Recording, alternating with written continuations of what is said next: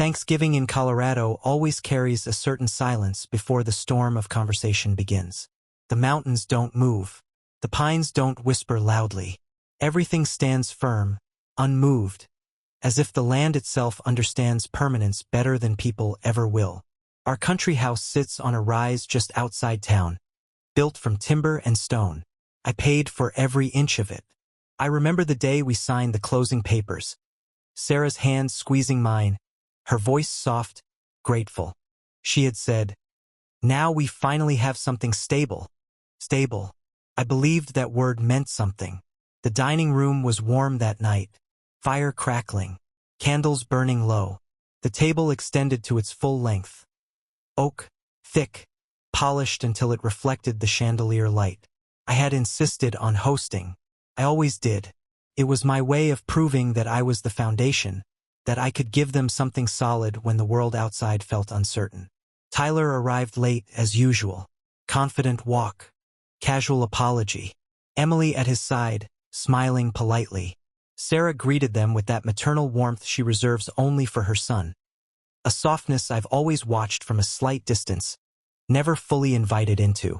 I had funded Tyler's college tuition. I had co-signed his first apartment lease.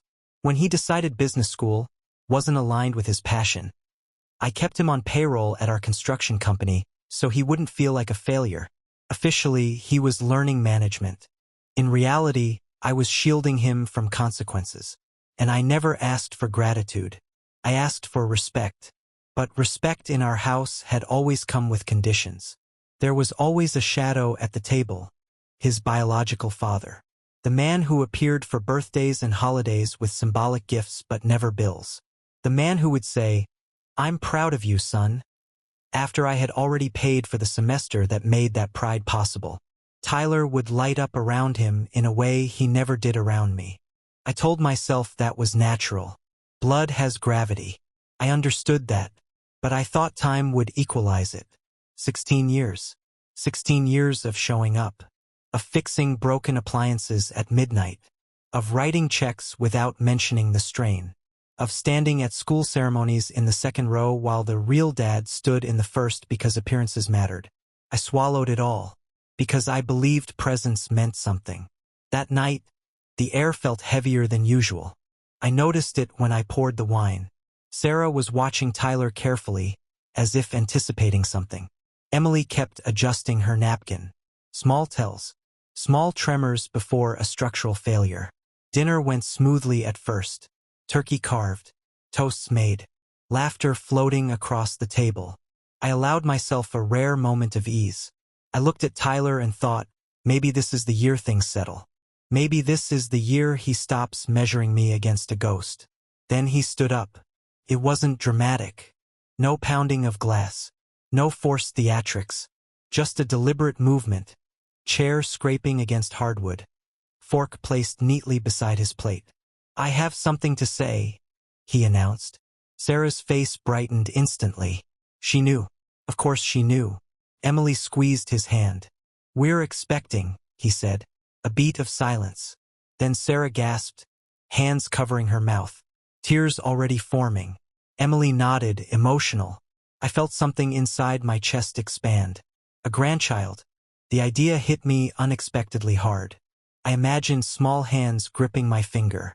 I imagined teaching him how to build something with wood and nails. I imagined finally being included without qualifiers. For a brief, dangerous second, I felt hope. I smiled. Tyler looked directly at me, and then he smirked. "Don't worry," he said, voice casual, almost amused. "You're not the grandpa. The baby has a real one. My real dad." The words didn't explode. They sank. Heavy. Deliberate. Calculated. The room froze. Emily's smile faltered. The chandelier hummed faintly above us. The fire cracked once, sharply, like punctuation. Sarah inhaled slowly, then spoke with a composure that chilled me more than Tyler's tone. "You should stay out of it. Stay out of it. Not angry. Not defensive. Instructional." I didn't feel rage. Rage is loud. Rage is chaotic. What I felt was alignment. A clean, sharp realignment of truth. If I was not the grandfather, If I was not the father, then I was a financier with no title, an ATM with opinions no one valued. My hands rested flat against the table. I noticed the grain of the wood beneath my palms. Solid, reliable, unlike the people seated around it. I smiled. Of course, I replied evenly. Of course. Dinner resumed in fragments. Sarah began discussing baby names with Emily. Tyler checked his phone, likely texting the man he had just elevated above me. I watched the scene like an outsider observing a family through glass. 16 years of integration, erased in 10 seconds.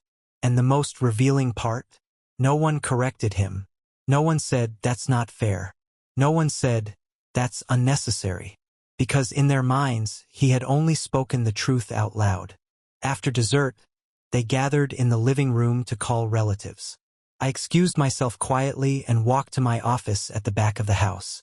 The door closed with a soft click. That room overlooks the Colorado hills. At night, they become silhouettes against the sky. Steady, immovable, indifferent. I stood by the window for a long moment, replaying the sentence in my mind. Not the grandpa. I felt something settle inside me. Not anger. Not sadness. Clarity.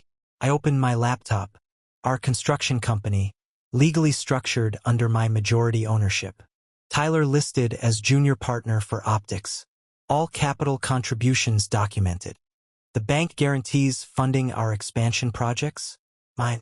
The credit lines Tyler used to secure his new apartment deposit, backed by my assets.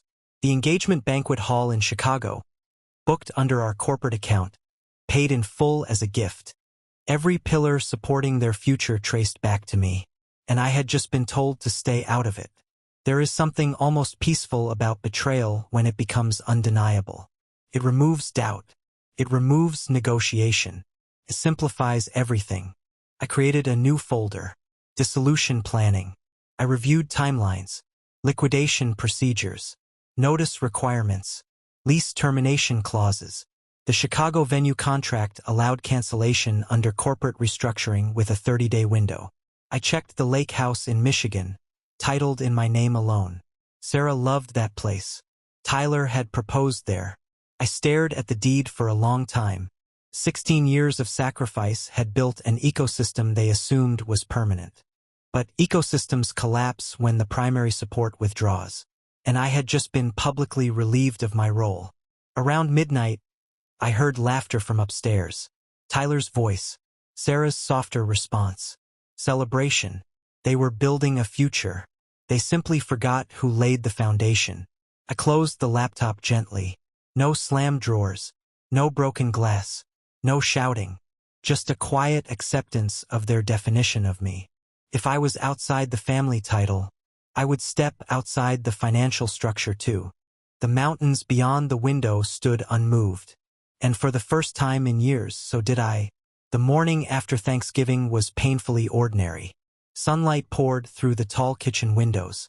The mountains were calm, indifferent, wrapped in early frost.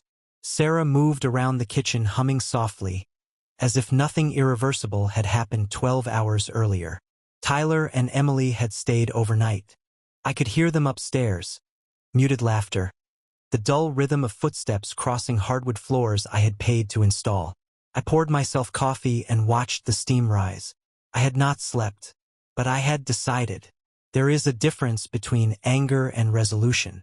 Anger burns fast and loud. Resolution is quiet, surgical, precise. At 8:17 a.m., I made the first call. Our corporate attorney answered on the third ring. He thought I was calling to discuss expansion. I informed him, calmly, that we would be initiating voluntary dissolution procedures for the construction company effective immediately. There was a pause. "Is this temporary?" he asked. "No," I replied. "It's structural." He began listing the formal steps. Board notification, asset liquidation, termination notices, closure of operating accounts. I listened carefully. I asked the right questions.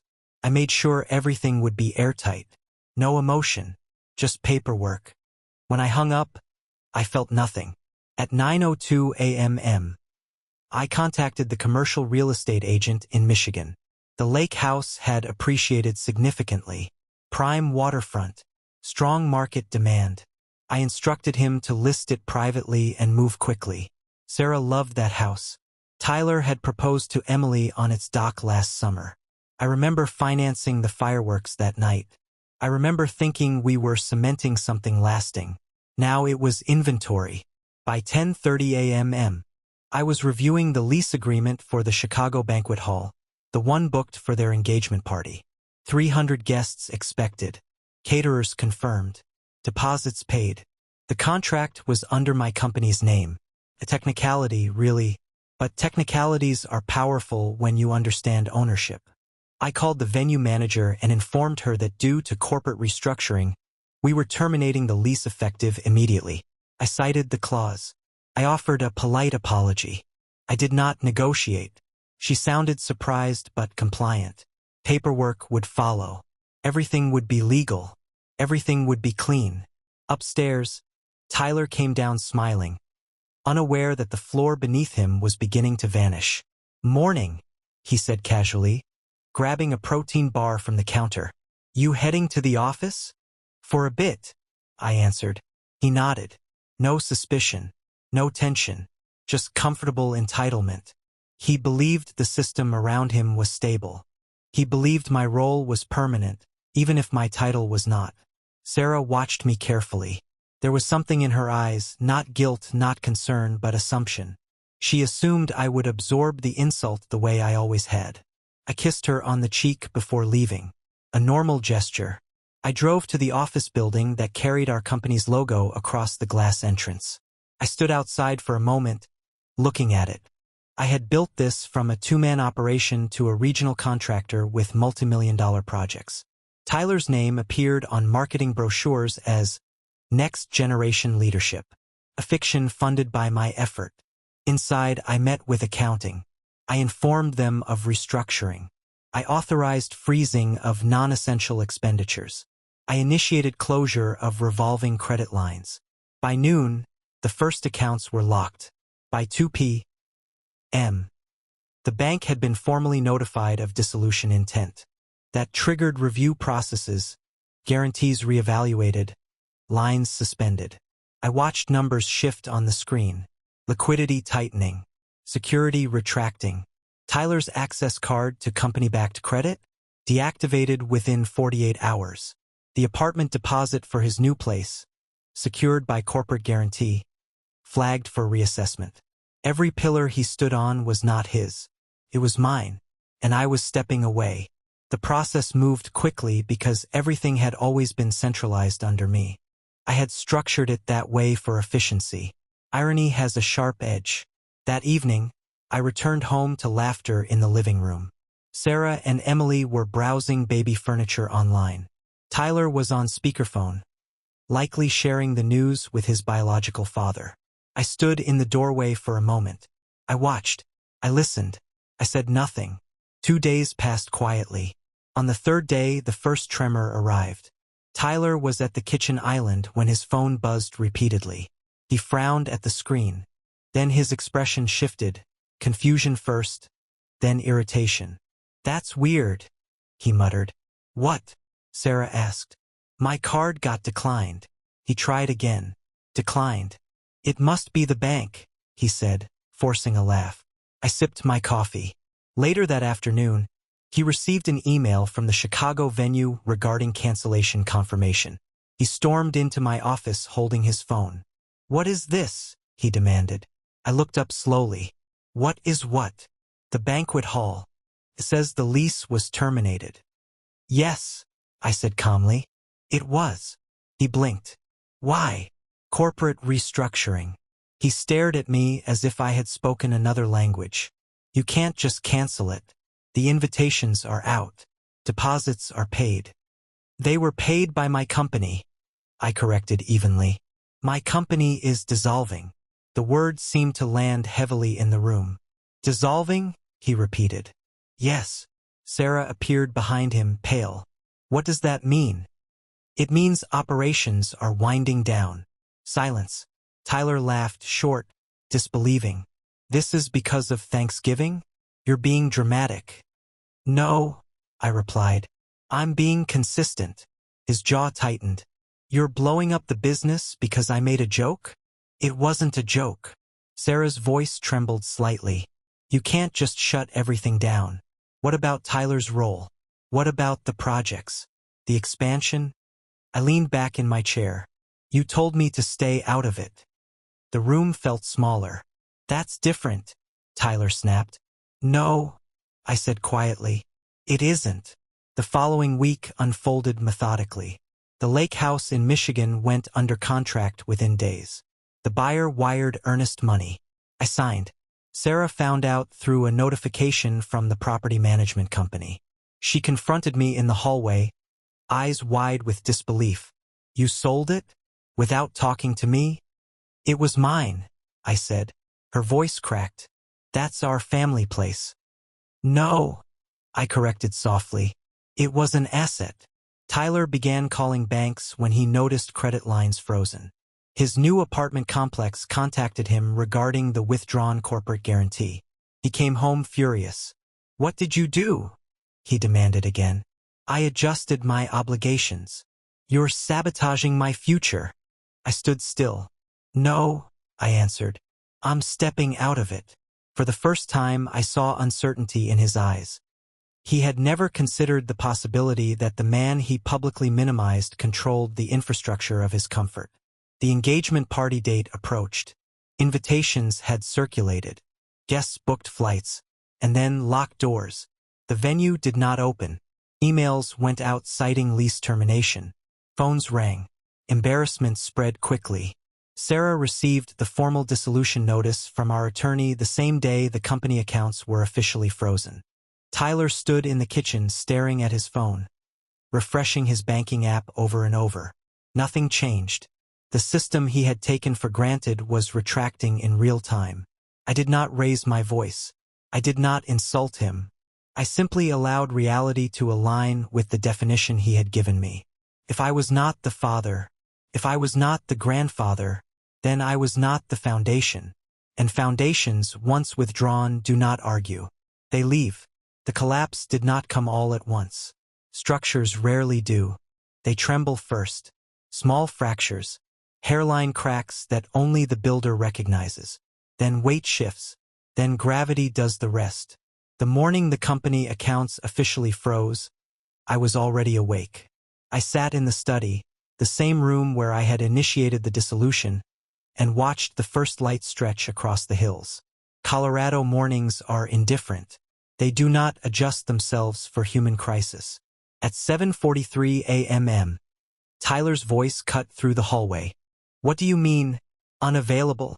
Silence followed. Then pacing. Fast. Uneven. Sarah's bedroom door opened. I could hear her softer voice, confused, trying to calm him. I'm logged in, he insisted. The funds were there last week. Last week. Before Thanksgiving. Before definitions were clarified. I closed my laptop quietly. By the time I entered the kitchen, Tyler's face had changed. Not angry yet. Not explosive. Uncertain. My payroll transfer didn't go through, he said, staring at me as if waiting for correction. Accounting must have messed up. There is no payroll, I replied evenly. What? The company is in dissolution. He blinked hard, processing the word again like it might mean something temporary. You said that already, but that doesn't mean salaries just vanish. In this case, I said calmly, it does. Sarah gripped the edge of the counter. What about the open projects? Sold, I answered. Or reassigned. The silence thickened. Tyler's jaw tightened. You can't just dismantle everything. That's my job. My career. It was never yours, I said quietly. That was when the anger arrived. This is because of one comment, he snapped. You're throwing a tantrum. I didn't raise my voice. I accepted your position, I said. You were clear about where I stand. His hands trembled, not from rage alone, but from recognition.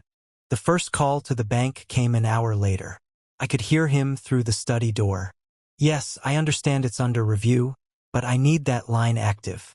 The apartment closes next week. Pause. What do you mean the guarantee was withdrawn? He looked smaller when he hung up. The deposit for the new apartment, secured through my company's credit, was no longer valid. Without that backing, his financing evaporated. Sarah turned to me slowly. You knew this would happen. Yes. Her eyes searched mine for hesitation. There was none. By afternoon, the second wave hit. The Michigan Lake House had officially transferred ownership. The buyer had requested immediate possession. Property management sent a formal change of title notice to Sarah's email. She stormed into my office holding her phone. You sold it, she said. But this time it wasn't disbelief. It was fear. Yes, that's where Tyler proposed. That's where we spent every summer. It was an asset. Her voice cracked. You're dismantling our life. No, I replied. I'm withdrawing from it. Tyler was on the phone again, this time with his biological father. I didn't mean to overhear, but walls carry sound. Dad, I need help, Tyler said, voice tight. The company's shutting down. The apartment fell through. I need a loan. Just temporary. A long pause. His tone shifted from firm to pleading. No, I understand, but this isn't optional. Another pause. Then silence. When he emerged from the hallway, the arrogance was gone. He says he can't, Tyler muttered. Of course he can't. Because he never could. That was the point. For years, I had been the unseen reinforcement behind every success Tyler attributed to himself. The invisible steel beam inside the walls. Now the steel was gone, and the drywall was cracking. 2 days later, the Chicago banquet hall incident reached full visibility. Guests began calling. Relatives asked why the doors were locked. Caterers demanded clarification. Social embarrassment spread faster than financial panic. Sarah's phone would not stop vibrating. What did you tell them? She demanded. The truth, I said. That the leaseholder terminated due to restructuring. Tyler paced like an animal cornered by its own reflection. You humiliated us, he said through clenched teeth. No, I answered quietly. You did that yourself. That night the house felt different, heavier. The illusion of permanence had dissolved, and beneath it lay the raw mechanics of dependency. Sarah tried one last angle. We're family, she said softly in the bedroom. You don't destroy family over pride. I turned toward her slowly. It isn't pride, I said. It's alignment. If I am not father, if I am not grandfather, then I am not financier. Tears filled her eyes. You're punishing us. I'm respecting your boundaries. The next morning, the bank sent formal notice of credit withdrawal across all company-linked guarantees. That included Tyler's vehicle lease extension, to the temporary credit card he used for business expenses, the co-signed reserve account intended for post-baby renovations. Every number reduced to 0. Tyler sat at the kitchen table staring at his phone for nearly an hour. He refreshed the screen repeatedly. Nothing changed. I don't understand, he whispered finally. I did. For the first time in his adult life, there was no safety net beneath him. Not because I pushed him, but because he dismissed the net as unnecessary. The anger slowly shifted into something else. Fear. Real fear. He called his father again that evening. Louder this time. More desperate. I can't just cancel everything. Emily's pregnant. Silence on the other end. Then Tyler's voice broke. I thought you'd help. He hung up without saying goodbye. Sarah stood frozen in the doorway, watching her son unravel. And for the first time I saw it in her eyes. Understanding. Not sympathy. Not forgiveness. Understanding. The system they had taken for granted, the business, the properties, the guarantees, had never been automatic. It had always rested on one man they publicly diminished. And now that man had stepped aside. I didn't celebrate. I didn't gloat. I simply continued the process. Final liquidation notices went out. Equipment was sold. Corporate accounts closed permanently. The foundation was gone. And structures without foundations do not negotiate with gravity. They fall. Slowly. Then all at once. Panic is loud at first. Doors slam. Voices rise. Phones ring without answer. Then, when hope runs out, panic becomes quiet. That was the stage we entered. 3 weeks after Thanksgiving, the house felt unfamiliar. Not because the walls had changed, but because the illusions inside them had collapsed. Tyler no longer walked with confidence. He moved cautiously now, as if the floor might give way under each step. Emily stopped visiting. I heard they postponed announcing the pregnancy publicly. Hard to celebrate when the engagement party never happened and the apartment lease fell through. The new place had required proof of stable income. Corporate income. That income no longer existed. The apartment management company rescinded the offer within days of the guarantee withdrawal. The deposit, once secured, evaporated. Without my backing, Tyler was just another applicant with uncertain finances and no assets in his own name. He tried to argue with them. Policy is colder than emotion. They didn't budge. He moved back into our house fully. No more pretense of independence. Boxes in the hallway. Shoes by the door. The future provider sleeping in the room he left at 19. Full circle. But this time without arrogance. The real breaking point came when the bank formally denied his personal loan application. I saw the envelope on the counter. He stared at it for a long time before opening it. Insufficient income history, he read aloud. Of course, his income history had been company-supported. Structured. Shielded. On paper, he looked experienced. In reality, he had been carried. That evening, he sat at the kitchen table long after Sarah went upstairs. He didn't look at me at first. "I didn't think you'd actually do it," he said quietly. "Do what?" "Walk away." I folded the newspaper slowly. "You told me to." He swallowed hard. It was a comment. It was a position. Silence stretched between us. "I was angry," he continued. "You always act like you built everything. Like we owe you." "You did owe me," I said calmly. "Not money. Respect." His jaw tightened, but there was no fight left in it. "I didn't think it would all disappear." "That's because you never understood what held it up." Sarah tried to repair things in softer ways. She began speaking about family meetings, about compromise, about shared solutions.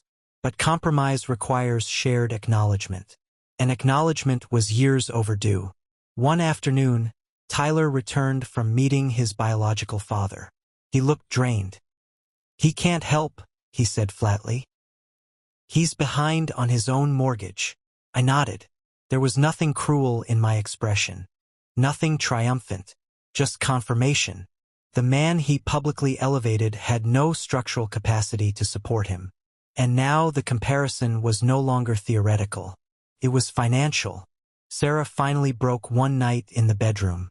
"You've made your point," she whispered through tears. "They understand now." I looked at her carefully. "Do they?" "They're scared," she said. "Isn't that enough?" "No," I answered quietly. "Fear fades. Respect remains." She covered her face with her hands. "You're tearing this family apart." I shook my head slowly. It was already divided.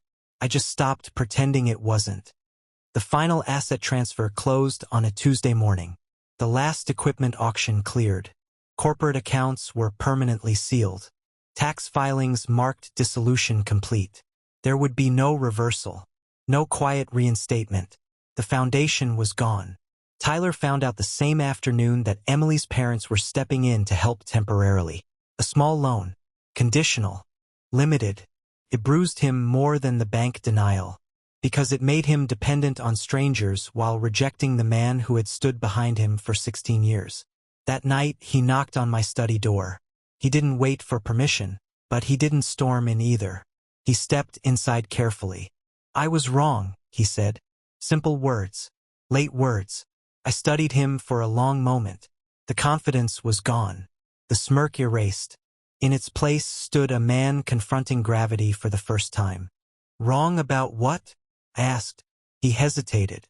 "About you not being part of this. Not father. Not grandfather. Part." The downgrade was still there. I stood from my chair. You didn't just exclude me from a title, I said quietly. You excluded me from belonging. He looked down. I didn't think it mattered. It mattered. Silence. Can you fix it? He asked. There it was. Not apology. Solution seeking. I walked to the window and looked out at the dark Colorado hills. They hadn't moved. They hadn't reacted. They simply existed, steady because their foundations ran deep. I can't rebuild something that was never respected, I said. He swallowed. So that's it. Yes. He looked at me then, really looked at me, and for the first time there was no competition in his eyes. No comparison to another man. No performance. Just consequence. When he left the room, he closed the door gently. The next morning, the house was quiet. No arguments. No raised voices. Just understanding. Sarah moved slower now. Careful. Reflective. Tyler began searching for entry-level positions outside of anything connected to me. Humbling work. Smaller pay. Real accountability. The ecosystem had reset. Without me at its center. And I did not interfere. I did not seek revenge. I did not celebrate their discomfort. I simply stopped being the support system for people who declared I did not belong. When the banquet hall doors stayed locked, it was not an argument that began. It was awareness. When the lake house keys changed hands, it was not cruelty. It was recalibration. When the business dissolved, it was not destruction. It was alignment. They finally saw what had been holding their world together. And they saw it because it was gone. I sit now in the same study where it began. The mountains still stand. The house still stands. But something else stands now too. Boundaries. Was I wrong to accept their words as truth? Was I wrong to let them experience the weight of the definitions they chose? Or would you have continued financing a future that refused to acknowledge you? Tell me, would you have endured it? Or would you have stepped out of it the way I did?